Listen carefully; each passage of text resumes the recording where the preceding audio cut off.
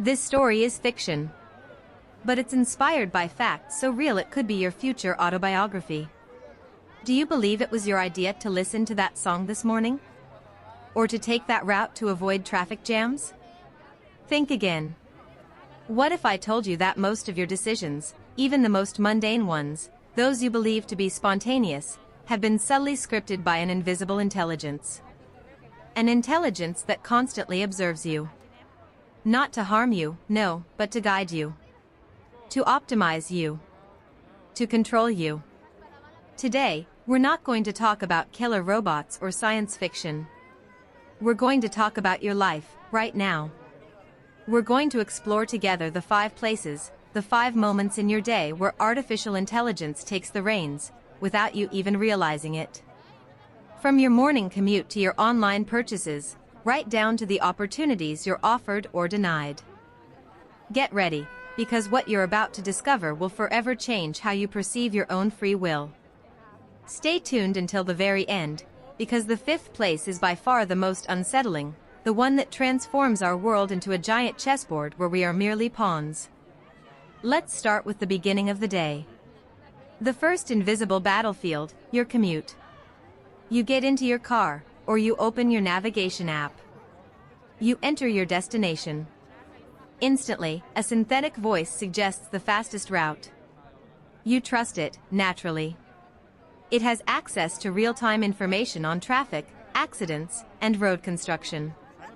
You feel clever, you feel like you're outsmarting the system, taking that little shortcut others don't know about. But the truth is far more complex. It's not you outsmarting the system.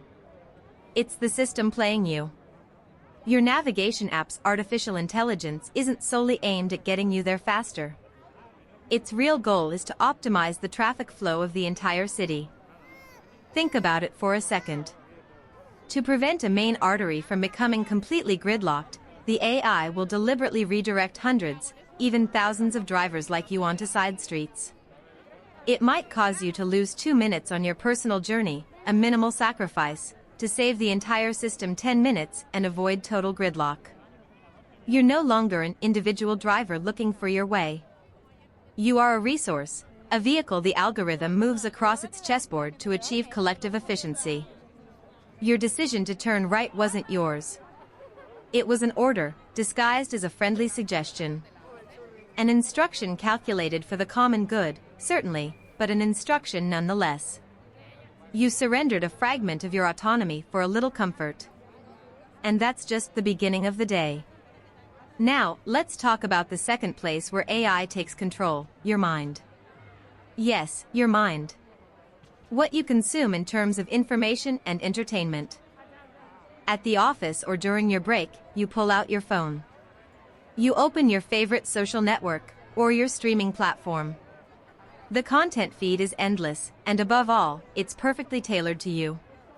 You smile at a cat video, you get outraged by a political news story, you're fascinated by a DIY hack. You feel like you're choosing what you watch. That's wrong. The algorithm doesn't just show you what you like. It shapes you. It runs thousands of micro-experiments on you every day. It will show you a slightly sad video, then a very joyful one. It will measure the time you spend on each, if you comment, if you share. It's not just trying to learn your tastes. It's trying to understand how your emotional brain works. Its goal is to build an incredibly precise psychological model of you. It knows at what time of day you are most vulnerable, most receptive to advertising, most prone to anger or joy. By feeding you a certain type of content, it can subtly alter your mood, influence your opinion on a subject, make you more anxious or more optimistic. The feed isn't a mirror of your desires. It's a tool that shapes your desires. You're not the customer, you're the product, as the saying goes.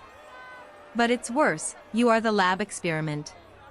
Every scroll is an answer to a test whose question you don't even know. And what's even crazier is that it never stops. And here's where it gets even more direct. The third place where AI controls you, your wallet. You've been exposed to a targeted advertisement thanks to the psychological profile the AI has built on you. Let's say a pair of sneakers. You click.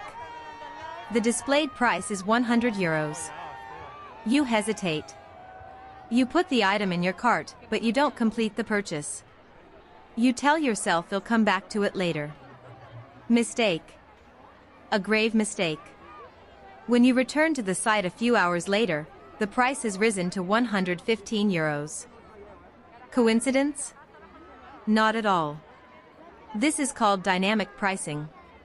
An artificial intelligence has analyzed your behavior. It detected your strong purchase intent, you clicked, added to cart, returned to the page.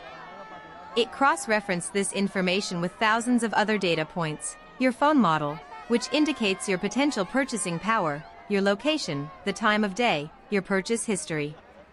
In a fraction of a second, the algorithm calculated the maximum price you would be psychologically prepared to pay. And it displayed it. It's not the same price for everyone. Your neighbor, with different browsing behavior, might see the original price of 100 euros, or even a reduced price of 90 euros to entice them to buy.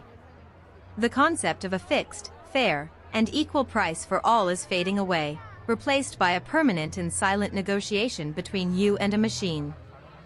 A machine that knows you better than you know yourself and knows exactly which buttons to push to make you spend as much money as possible.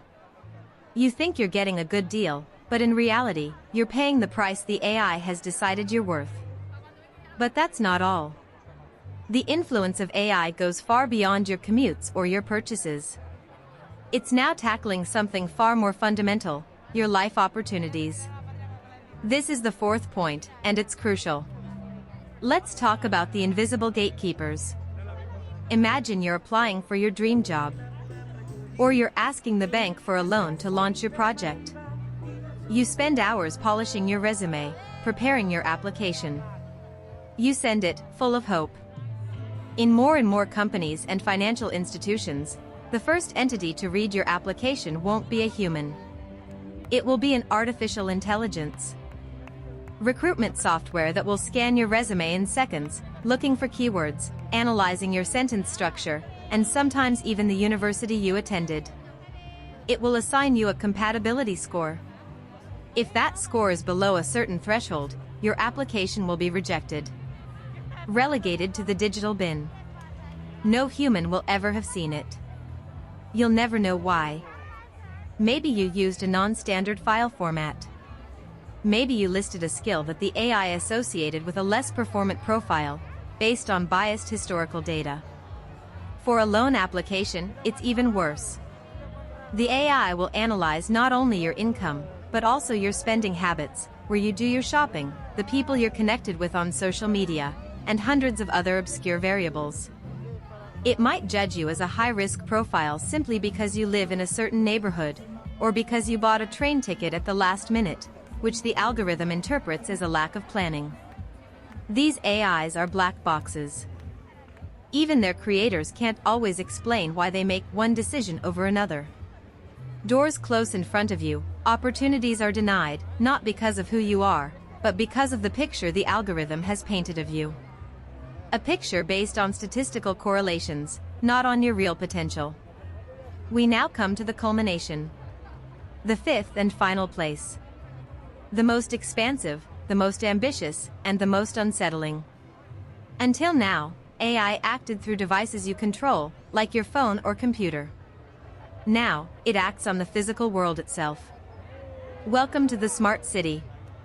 This is where AI no longer just observes you, it manages the environment you move through.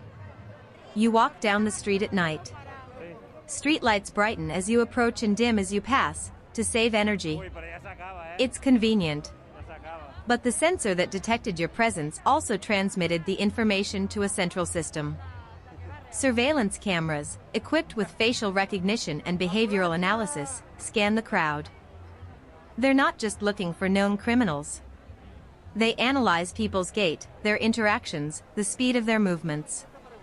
They try to detect abnormal behavior, warning signs of an incident, even before it occurs.